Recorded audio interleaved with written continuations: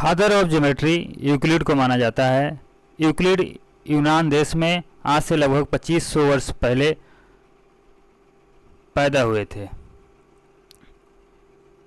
ये महात्मा बुद्ध के समकालीन थे।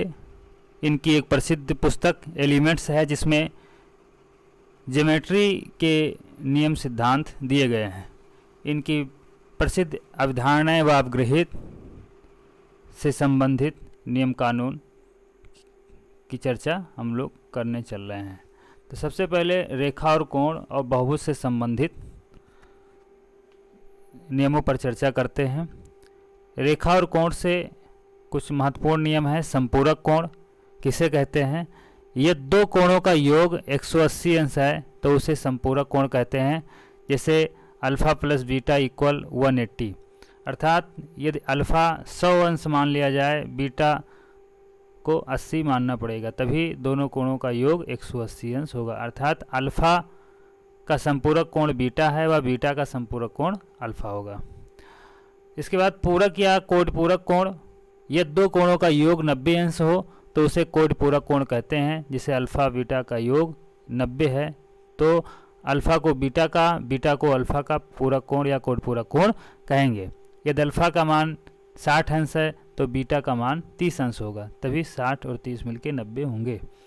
आसन्न कोण, वैसे दो कोण जिनका एक भुजा उभयनिष्ठ हो और उनका एक ही शीर्ष हो आसन्न कोण कहलाते हैं। जैसे ये फिगर में आप देख सकते हैं, एक AB रेखा है और AB के ऊपर एक CD रेखा खींची गई है जिनका एक कॉमन बिंदु C है। यहाँ पे दो कोण बन रहे हैं ACD, तो ACD और DCB इन दोनों कोणों का एक कॉमन उभयनिष्ठ बिंदु C है, इसे आसन्न कोण कहेंगे। कोण ACD और BCD आसन्न कोण कहे जाएंगे। शीर्षाभिमुख कोण, यह दो रेखाएं एक दूसरे को प्रतिच्छेद करती हैं तो उनके द्वारा निर्मित जो चार कोण होंगे वो उनमें भुजाओं का कोणों का दो युग्म बनेंगे। वो दोनों कोणों के युग्म आपस में बराबर होंगे। जैसे कोण 1 और कोण 3 ये आपस में शीर्षाभिमुख हैं, बराबर होंगे। कोण 2 और 4 ये आपस में शीर्षाभिमुख हैं, इसलिए बराबर भी होंगे। तो हमेशा शीर्षाभिमुख कोण सम्मुख कोण बराबर होते हैं।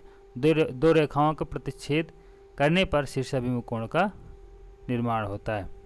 जब कोई किरण किसी रेखा पर आधारित हो तो इस प्रकार बने दो आसन्न कोणों का योग 180 अंश होता है। आसन्न कोणों में यदि किसी एक रेखा पर कोई दूसरी रेखा पड़ती है या आधारित होती है तो उनसे निर्मित दो कोणों का योग हमेशा 180 अंश होगा। अर्थात यदि कोई एक सीधी रेखा पर कोई दूसरी रेखा पड़ती है तो उनमें दो कोणों का जो योग होगा वो 180 अंश होगा, और हमेशा 180 अंश के कोण को ऋज कोण के नाम से भी जाना जाता है। त्रिभुज के तीनों कोणों का योगफल 180 अंश, चतुर्भुज के चारों कोणों का योगफल 360 अंश, वृत्त का संपूर्ण कोण 360 अंश। तो षटकोण के सभी कोणों का योगफल 720 अंश। तो यहाँ पे अब हम लोग समांतर रेखा पे बात करते हैं। पहले बिंदु समझते हैं। एक बिंदु से होकर अनंत रेखाएं गुजरती हैं और दो बिंदुओं से केवल एक ही रेखा गुजरती है।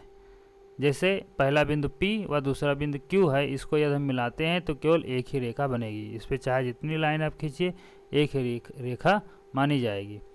समानांतर या समांतर रेखा वैसी दो रेखाएं हैं जो हमेशा समान दूरी पर स्थित होती हैं, समांतर रेखाएं कहलाती हैं। जैसे रेलवे लाइन के बीच की दूरी हमेशा क्या होती है? समान होती है। तो उसे हम उदाहरण में मान सकते हैं कि रेलवे लाइन एक समांतर रेखा के द्वारा बनी है।